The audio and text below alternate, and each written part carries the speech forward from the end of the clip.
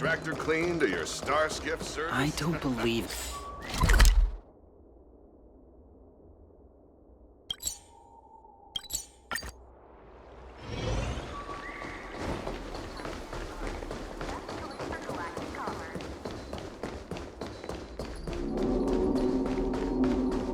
Would you like me to relay your message?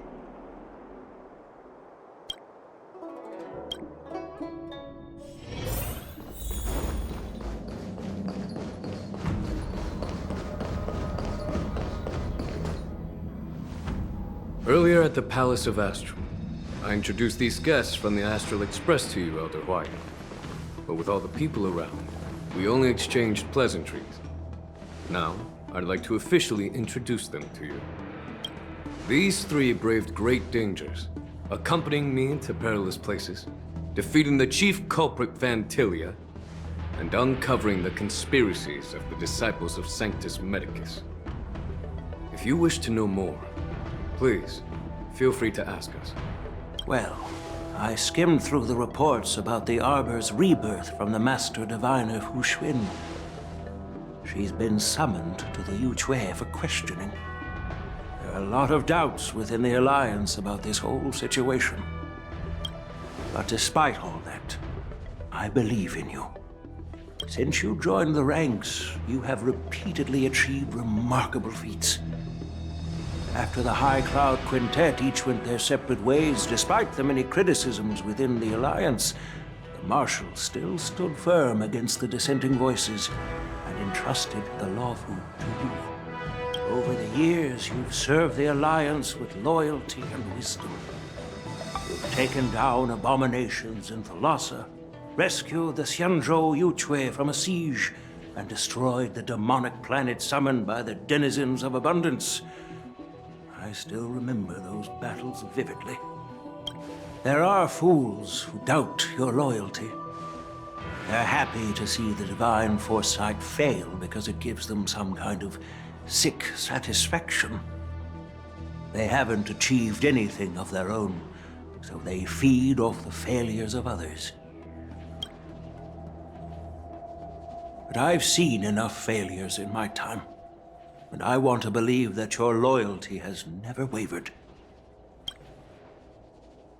So, General Fei Xiao of the Yao Qing is the only one investigating the Ambrosial Arbor crisis on behalf of the Alliance? No. I am too. This old man's words always catch me off guard. The Marshal ordered me to come to the Xianzhou Lawfu, but the document only says, attend the war dance and listen to Fei Xiao's questioning. The Marshal is well aware of Jing Yuan's purpose in holding the ceremony and understands the situation he is facing. She mentioned it because she believes both issues are important. Thanks for your kindness and sincerity, Elder Huayan. But is it appropriate to tell everyone here about the Marshal's orders?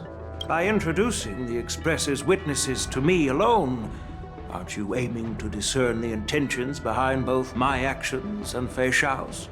And whether there's any discord between us?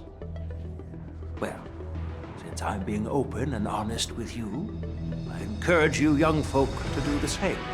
As for the Ambrosial Arbor crisis, all I need to do is listen. General Fei Xiao will be the one asking the questions. To be honest, I'm more concerned about the timely start of the war dance. Oh, by the way, I've prepared a gift for the war dance.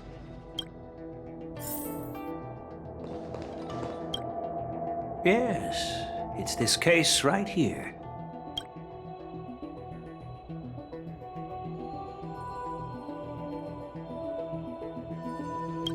There will be numerous contests and celebrations during the war dance, and the main event will be the Ringmaster's Challenge. The host will dispatch a skilled warrior to take on challengers from all over the cosmos, showcasing the excellent martial arts of the Xianzhou Lawfu. When you mentioned that the Astral Express would be attending the ceremony, I thought the High Elder of the Lawfu would be the Ringmaster. You humor me, Elder Huayan. The healer lady is just a young lady who knows nothing about martial arts. How can I assign her as the ringmaster?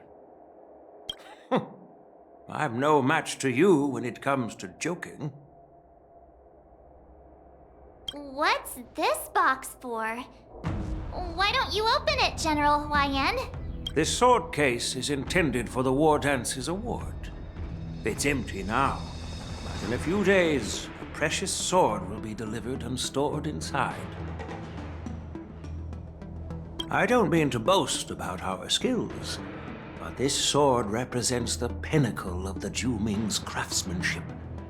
It has a legendary history, full of heroic tales from foreign lands, tales that are too detailed to be summarized in just a few words.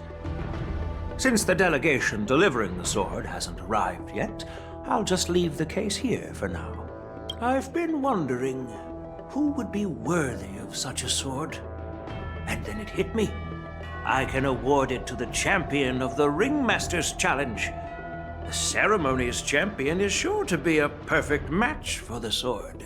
Moreover, I hear that Yanqing is an excellent swordmaster, and that he will be representing the Lawfu as the Ringmaster. So it seems like a perfect gift for him. Thank you for your generosity, Elder Huayan. If you want to give me a sword, just say the word, Grandpa. No need to beat around the bush. You've got confidence, my girl, but I don't think you can best Yanqing. I know you're all about swords, Miss Yunli. It's just a shame that it's the sword that ultimately chooses its rightful master. Yeah, and even if someone gets their hands on such a precious sword, it'll probably end up in someone else's. The outcome of our duel at the Alchemy Commission is still up in the air. Since you're interested, why don't you represent the Xianzhou Juming and challenge me in the ring? That's exactly what I had in mind. Nobody knows who's gonna come out on top. It could be me, could be someone else. It'll probably be me. But whatever happens, it won't be him.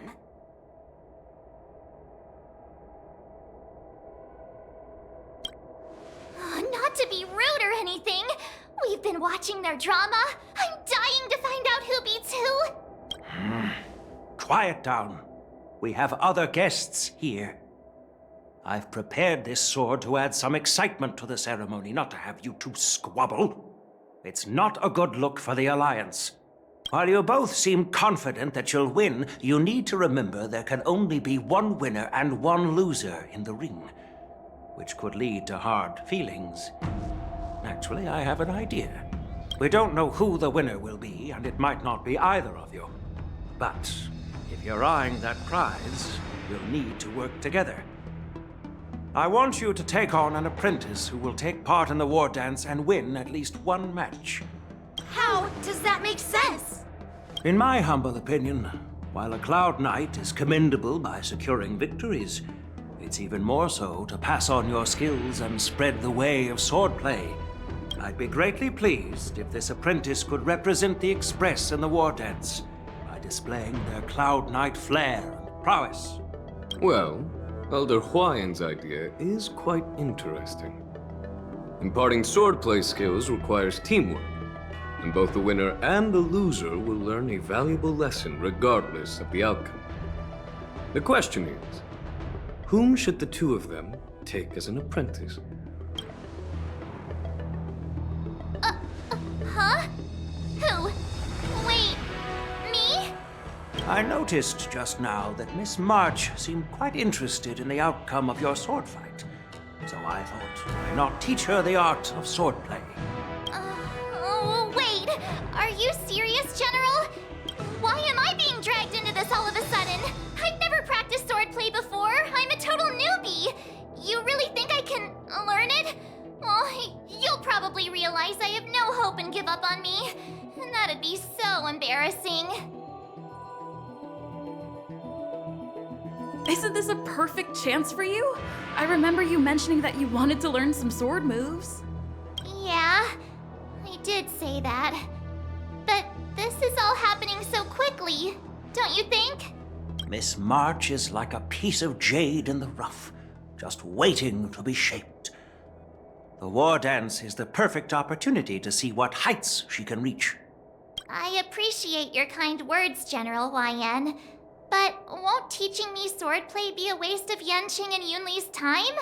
They should be preparing for the ceremony. Plus, I heard that each swordmaster has their own special moves. What if they let something slip while teaching me? If everyone knows each other's tactics, won't that make it hard to catch people off guard during the war dance? That's considerate of you, March 7th. But don't worry. It'll take you at least a decade of hard training before you can even start learning special moves. No need to freak out. A few Juming swordplay tricks will mean you'll be more than equipped. Really? Looks like March's curiosity has been piqued. The whole point is to know each other's moves. Defeating your opponent in just one move? How boring would that be? Plus, what really decides a swordsman's fate isn't some special move. It's the solid fundamentals. So Miss Yunli has already agreed. What do you say, Yanqing? General, I haven't graduated yet. How can I be qualified to teach swordplay to others? So you're admitting your defeat, huh? If you're not even confident to teach, why don't you let me be the ringmaster instead? Yanqing, teaching an apprentice is also a way of honing your own skills and gaining insights. You've been an apprentice for years. It's about time you looked at swordplay from another perspective. I see, General. Then count me in. Now that Yanqing has agreed too, it all comes down to Miss March giving her nod. It's up to you to make the final decision, March. At least that way, I won't have to worry about you accidentally shooting me in the butt all the time. Hey, I've never missed my target. Then I'm on board. Thank you for your kindness, General YN. Great! Starting tomorrow, Yanqing and Yunli will teach you the basics of the Cloud Knight's swordplay. Yunli and I will head out and purchase some sword practice equipment for Miss March. Think of it as a little initiation gift. You're too kind. Wait, you're giving me a gift? Shouldn't it be the other way around?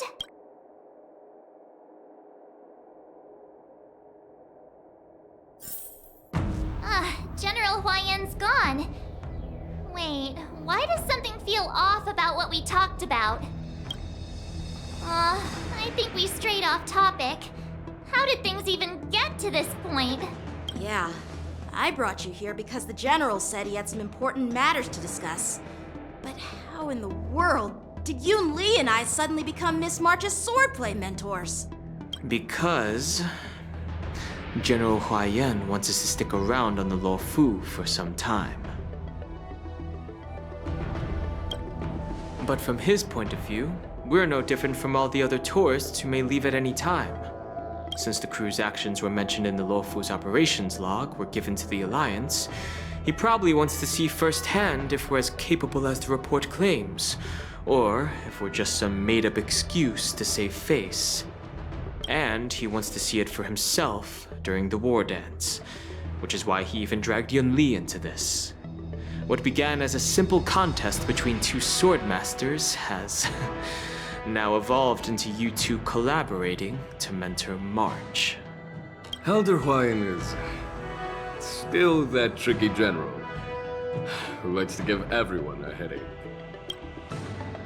My apologies. Truth be told, I invited all of you to the ceremony because I wished for you to act as my witnesses. I apologize for not disclosing this information earlier. In the coming weeks, I'll also invite all of you to a meeting with General Fei Xiao, where you may need to answer her questions and clear up any doubts she might have. So please, be prepared for the meeting.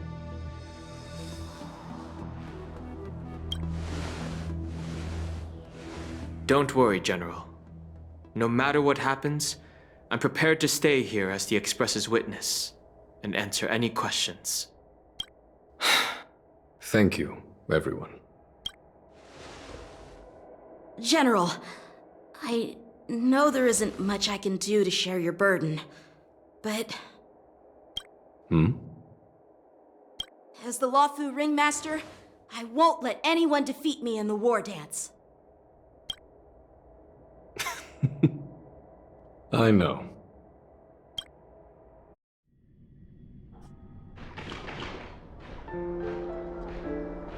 The illustrious Merlin's Claw waiting for me? And for so long, too? It's quite an honor. It's been a while, General Fei Shao. It's been 30 years since we last saw each other. Right, Yukong? Yes. Back then, you were the vanguard of the Yao Qing's Verdant Knights, and I was a pilot of the Law Fu's Rainbow Orbit Fleet. Who would have thought that upon meeting again, you'd be a general, and I'd have given up flying? Really does feel like a lifetime ago. Well, I wouldn't say I haven't seen you in 30 years. After all, your great victories are announced through the Yellow Bell Resonance System every day. So I'm well aware of your great feats. How's your health holding up? Still stable, I suppose. Do you still remember the medic who saved me in battle? That healer with the odd name and peculiar temperament. What was his name again? Was it Pichu? Or Kachio? Jiao Cho. He's been my retainer and personal healer, delegated by the Alchemy Commission from the Xianzhou Yao Qing. Over the years, he's dedicated himself to managing my condition. It's thanks to him that I'm still in good health today. Given my background, I'm happy to have made it this far. I'm relieved to know that you're safe and sound. Well then, since you and Elder Huayan are here, I imagine you must have received orders from the Marshal? As your friend, may I ask how the Alliance intends to punish the General of the Lawfu? The Arbor's rebirth has frightened the elders who lurk behind the scenes. They fear the resurgence of abominations, much like what happened 30 years ago. Although the report from the Lawfu explained all the details, we don't know if the Ruin Legion really invaded, or how exactly the Stellaron Hunters and the Astral Express became involved. This puzzle has many missing pieces. As you know, the fugitive Jing Liu, who mysteriously disappeared many years ago, has resurfaced. This time, she has brought along an outworlder and a coffin, claiming to offer the Marshal a method to fight against the Eons. The Lawfu Preceptor has also leveled accusations against Jing Yuan for neglecting the Alliance's principles. She asserts that Jing Yuan enabled the exiled Imbibitor Lunae to re-enter the Lawfu, thereby unlocking the lunarescent depths within Scale Gorge Waterscape, which in turn disrupted the Vidyadhara's dutiful watch over the Ambrosial Arbor. It is for these reasons that I have come here to the Lawfu today. Well, duty calls. Perhaps I shouldn't have mentioned all of this to an uninvolved person, but since we once fought together, I didn't want to keep you in the dark. Perhaps pretending you didn't hear any of this would be for the best. I understand. I'm sorry. I was out of line. I know I shouldn't be defending General Jing Yuan right now, but... well, you know how I am. The Lawfu has enjoyed centuries of stability since the end of the sedition of Imbibitor Lunae, much of which can be attributed to General Jing Yuan's masterful strategizing. Unfortunately, for long-life species, enduring through the ages always culminates in a failure that undoes all previous achievements. A moment that our adversaries relish. That's true. And that's why I'm also here for another purpose. To visit Hule. Hule? You mean that Hule? The Borisin warhead? The same Hule who has been imprisoned in the Shackling prison for over 7 centuries? The nemesis of the Foxians who will never be forgiven and shall be imprisoned until the end of the cosmos. I can't quite remember the exact wording, but yes, the very same Hule. Usually, only emissaries from the Xianzhou Yaoqing Skyfaring Commission visit him once every century. Why do you have to visit him now, of all times? The Foxians and the Alliance made a pact to combat the abominations, aiming to achieve justice and free their kin. That werewolf monster is to be forever imprisoned in the dark recesses of the shackling prison, facing unending retribution. Given the situation on the Luofu, those on the Yaoqing are concerned about Hulei's imprisonment. I'm afraid that the routine visit every century is no longer sufficient to ease their concerns. That's why I was sent here, to reassure them.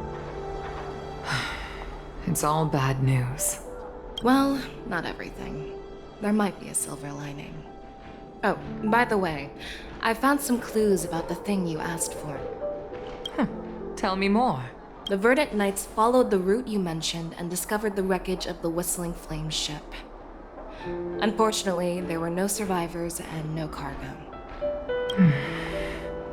However, someone had already been on the scene before we arrived. Our people? Or someone from the IPC? No, neither. Yukong, have you heard of a person named Ron May?